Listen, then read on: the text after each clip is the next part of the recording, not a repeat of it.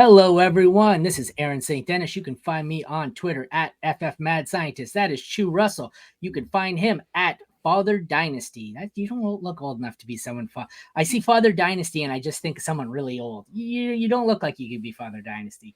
But regardless, this is the Mad Science Lab podcast brought to you by the Fantasy Football Universe, hosted by the Fantasy Football Advice Network.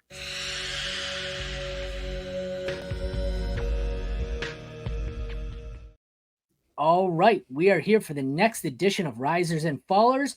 Before we get into that, thank you for joining me. How's it going?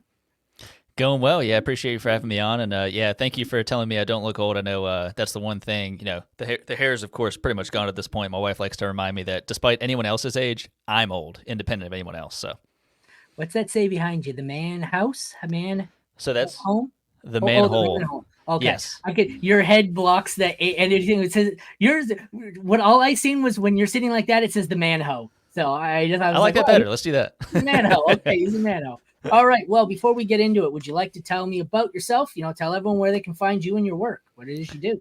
Absolutely, yes. So check me out on Twitter and YouTube at Father Dynasty. Everything's there. I have a podcast on YouTube and some other content as well, but it kind of all revolves around, like I said at the beginning, fatherhood, fantasy football, and everything in between. So, it's having people on in the fantasy space. Fatherhood's a huge thing to me. Dynasty fantasy football is a huge thing to me, kind of a way that has kept me kind of interconnected with a lot of my friends as we've grown up, start families, move around. So it's something that, really, really enjoy, and certainly enjoy connecting with people in the space and talking about all that. So I feel you on the fatherhood. If you needed to know whether or not I'm a single father, just look at the bags under these eyes. This is the look of a single father right here. You think you look old? I didn't have any gray hair 2 years ago. You'll hear, I'm sure at some point, this show will be interrupted by my 9-year-old yelling at Fortnite in the other room. They're vicious, man. You think like grown men yelling at the TV look ridiculous for football? That's where they get it from. They start early with Fortnite, but all right, we will get right into it. We have your riser is Arizona quarterback Kyler Murray. Excuse me. He's finished 5 seasons, slowly getting worse here, but he was QB6, QB3, 10, 19, and last year 27. Obviously only played half a season. He had 176 completions in 268 attempts, 10 touchdowns, 5 interceptions, 244 rushing yards, which is rather impressive, 1,799 passing yards, 3 rushing touchdowns. KTC, I say this every show, I hate using KTC. It is crowdsourced data, and the general public, I typically don't like to rely on them. But for offseason, it's nice to see where these guys are valued amongst the general public. Kyler sits 71st overall in 1QB as QB12. Fantasy Pros Dynasty rankings, a little more trustworthy, but still early in the season, so we balance it out. He is 92nd overall, but QB 10. So he is another guy in this group of, I just recorded Jordan Love, but there is a group here. It's tier 3 of the quarterbacks on Fantasy Pros. It's Kyler, Trevor Lawrence, Caleb Williams, Dak, Jordan Love, Justin Fields, and Brock Purdy. That is 7 guys. It just seems to be one big group of quarterbacks where nobody really knows what the hell to do with them. So it's kind of the borderline, the bridge here between QB1 and high-end QB2. Where do you see him? Do you like him at the top of that group? Do you think he's the gets into a mid QB1 range? Do you think he falls down to a QB2? Like, in general, what do you think? So I'm seeing him, given his track record, given what he's done, it's certainly in more recent seasons with the weapons that he's had, or I guess lack thereof. And, he is coming off that injury. I know he only played half the season. It seemed to be a big reason for that was the injury. It was, I think, in week 14 of 2022. So, again, the expectation was it was going to be a bit of time to come back with how the team was doing. It was a first-year head coach. It'll be a second year next year. So, not much expectation in terms of winning, in terms of needing to rush him back to get him back to play with, again, not great weapons and in a pretty tough division. So I feel like his career to this point, I mean, he's going to be entering his age 27 season. He's been top 12 in points per game since his rookie season. I trust him. I think when you talk about that tier right there, there's a lot of question marks at different people. And in my opinion, I feel like Kyler has the fewest, considering he's going to be coming into what is I assume Cardinals are going to be picking a wide receiver there in the first round. So I You feel would like they're really building that up. I know he's never really had weapons, and I know it's only one player, but if he goes into next season with, I'd love it if it was Marvin Harrison Jr., but Yep. even if it's Malik Neighbors and Trey McBride, that's not bad right there. That's like I'm not they're not the same, but that's kind of the comparable there to Kelsey, Tyreek Hill there. I Yep. get they're not the high end, but that's as far as tight end wide receiver duos go. That's not a bad start. That's not to say that they couldn't use another player. Do they? I think they have 2 first-round picks, do they not?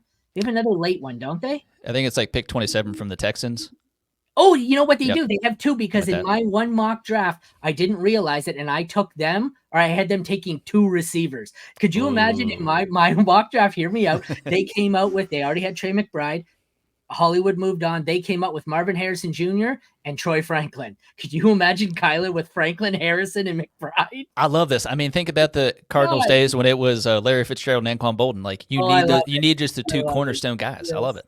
Yeah, but oh my God, I realized it after I said, "Oh man, I had the Cardinals taking 2 wide receivers." That's really fun to think about, but that's like, what are the odds of that happening? But even if they took another one in round 2 or 3, it's still, well, like I said, McBride and Harrison Jr., Neighbors, whoever it is, that's not too bad right there. That's a pretty solid start. That's like the Lions are operating basically off of Amon-Ra St. Brown, Laporta, and then some running backs. Like there's no other receivers there in Detroit. And I think Kyler's better than Goff. I don't think anyone would argue that. He may be not as safe as Goff. Like Goff's a little more of a game manager, whereas Kyler looks like a kid who stole his parents' phone running around on the field out there. But that's why he runs so fast. Okay, that makes sense. It is. It's where you got it from. So we've got him, like I said, we have him there. How high do you see him going? Like the tier above him, I don't know if there's much room. CJ Stroud, I don't think he passes. I don't think he passes Burrow. I know Herbert is as low as I think he's been in a while, but I think he bounces back. The one I'm interested here, we only got a limited sample size, but the one right above him is Anthony Richardson. I know it's Dynasty, so everyone's going to take Richardson because you're going to get an extra 5 years. But say we're going to switch temporarily to redraft, just talking this season. Who do you think you'd rather have this year, Richardson or Kyler? Ooh, I'm a big Richardson guy. Yeah. I was so excited to see what he was, again, able to do in such a small window. Big fan of Pittman. He did tremendous. So it pains me to say it. I think, I'd go A-Rich. But I mean, you could sell me on Kyler. I mean, he's healthy. He's coming back. He's, they're building that team in Arizona. But I mean, A-Rich, that ceiling is so high. But that's kind of my point there. Like it's tough where he's in this big group of quarterbacks where we largely don't know what to do with them. I just don't think tier 1, obviously, Allen, Mahomes, Hurts, Jackson. We're not even talking about that.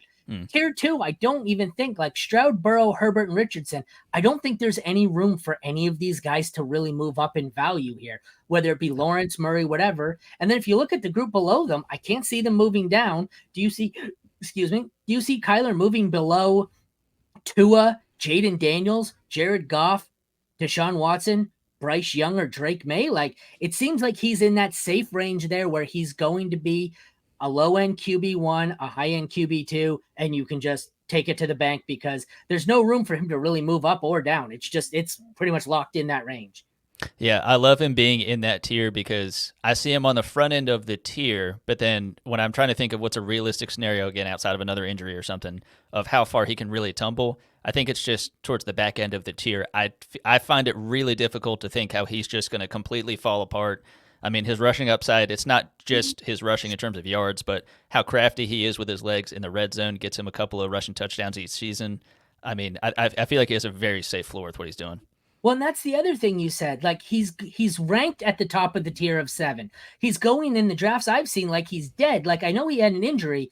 It's only 1 year. Like, it's an injury. He didn't lose a limb. He's going to rebound. So you see him at the top of the tier here, but in the drafts I've seen, Lawrence has gone ahead of him. Williams has gone ahead of him. Dak mostly goes ahead of him or close to him. Jordan Love goes ahead of him. Fields goes way ahead of him. The only one who I've seen typically go a little bit lower than him is Purdy. So you're getting him at the top of the 7 players here, but he's being drafted at 6th or 7th in the group, sometimes even 5th with Dak. So Yep. if I'm going to get the last guy in this tier, and I think they're all pretty much locked in somewhere between QB 8 and 14, give me the cheapest guy in the tier, especially considering he's shown, what did I say? QB 6, QB 3, QB 10. When he's healthy, that seems pretty damn safe. And Yep. even though like those years, 2019, 20, and 21, what weapons did he have? Hollywood Brown? Like, I don't remember. Can you name another Cardinals receiver over the last year who's been decent? I mean, at that Last point, few I think years? I was going to say the ghost of DeAndre Hopkins. I mean, Oh, okay, yeah, he had but D Hop. I remember the Hell Murray, but it was the ghost of yeah, D Hop, like you yeah, said. It wasn't D Hop. It was some guy wearing D Hop's uniform. But so yeah, I think you're right. I think that's what it is. He's really safe in that area. All completely agree. right. We can move on to a guy who's not nearly as safe. Your faller is Denver running back Javonte Williams. He is in his he's played 3 seasons. He has been RB 1782 in the year where he tore ACL, MCL, LCL, ACL, maybe knee injury, only played 4 games. And then last year he was RB 29 in a full season. He had 774 yards on 217 rush attempts, 3 rushing touchdowns, 47 receptions, which was surprisingly high for me. I didn't realize he was getting that much passing game work, but 228 yards and 2 touchdowns. KTC has him 73rd overall as RB 16. Fantasy Pros has him as RB 15, but nearly 20 picks higher as 49th overall. So that's interesting to me. I think I love the talent and I thought he would rebound. I don't love that Sean Payton is their coach. I'm a Saints fan. He is notorious for committee backs. And not only did he go committee, he even had Jaleel McLaughlin in there. Like, would they have 4 running backs at one point getting touches? What are your thoughts here on Javonte?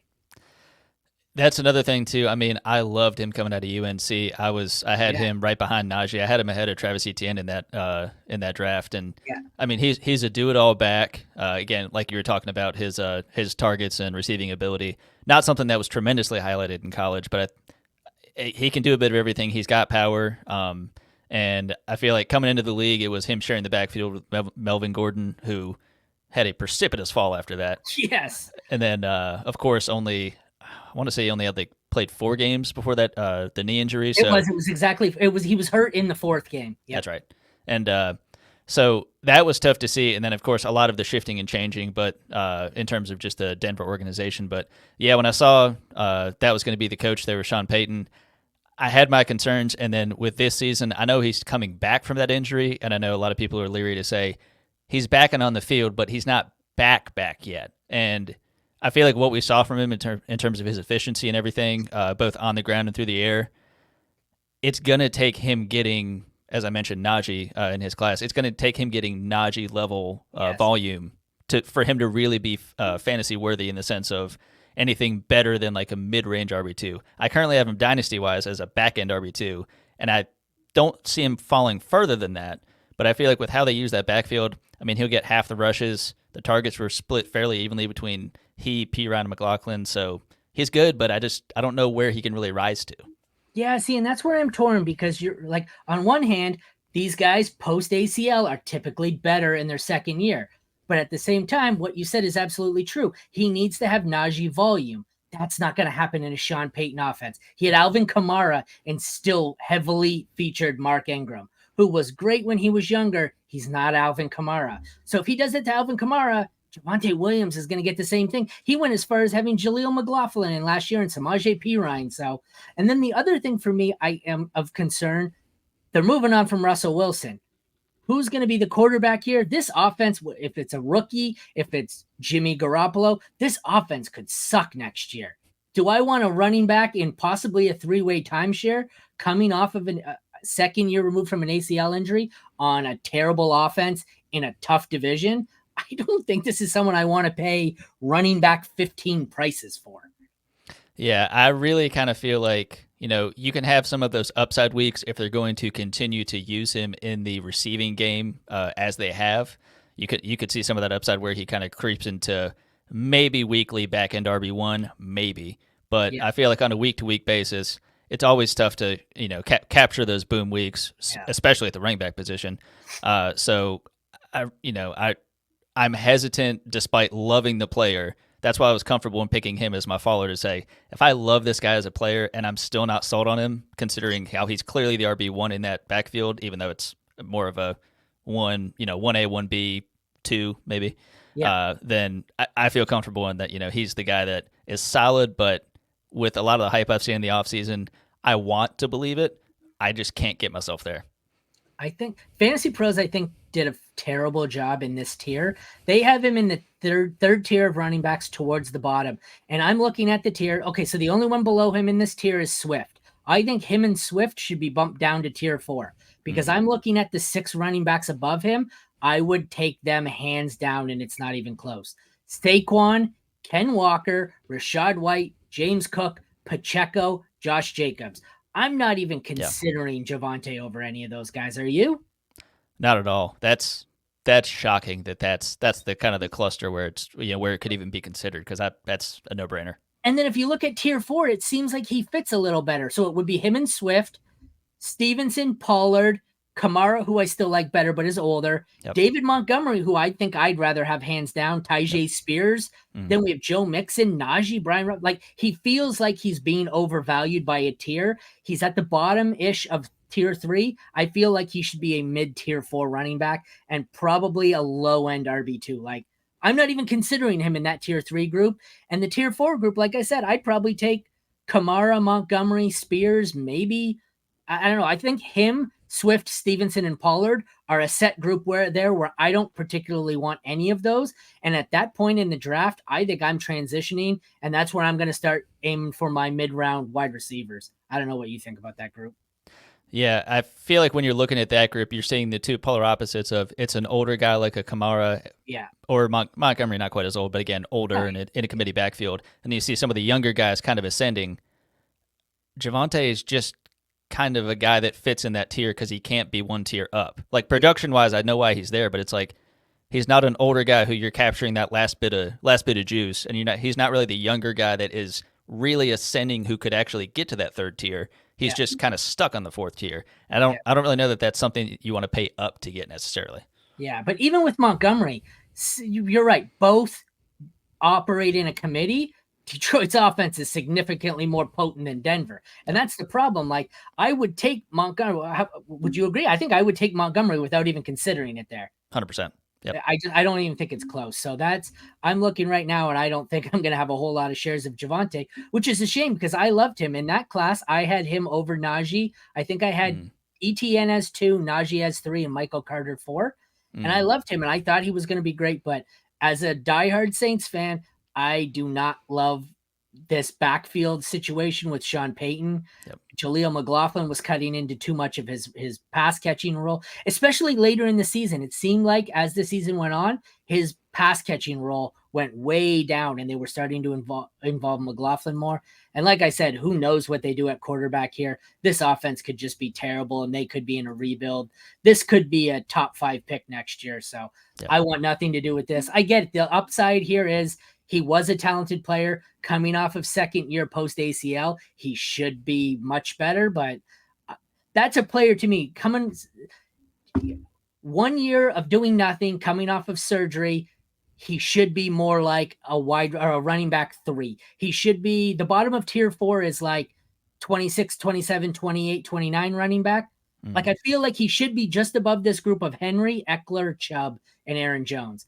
I don't want him in this group with Rashad White, Ken Walker, and James Cook. I'm just not doing it. It's not happening. So, all right. Well, that is my little rant there on Javonte Williams. Thank you for joining me. Take another shot here before we head out. Tell us where we can find you and everything you do. Absolutely. Well, first off, I want to say, Aaron, thank you so much for having me. I always like talking Dynasty. Great to jump on with you. And catch me on Twitter and YouTube at Father Dynasty. Everything's there. Obviously, this is the time of year to look at rookie profiles, to look at Dynasty buys and sells, as we're obviously talking about now. Go check it out. And I look forward to sharing some Dynasty and fatherhood thoughts. Yeah, thank you for joining me. Side note there, that Kuechly jersey, I can't watch that video without crying. Is that the last game he ever played, that one? Mm-hmm. After that, the concussion one, that video is sad. I've watched that, and I'm not even a Carolina fan. I didn't know anything about him, and it happened 10 years ago, and that was just That was terrible. He's a legend. I love. Yeah. No, he was awesome, but it faded out way too quickly. But completely agree. All right. Well, that concludes this episode of Dynasty Risers and Fallers. Thank you all for tuning into the Mad Science Lab podcast on the Fantasy Football Advice Network, brought to you by the Fantasy Football Universe. Check back tomorrow for the next video in our Risers and Fallers series. Thank you all for tuning in. Take care and have a great night. Thanks again for joining me. Thanks.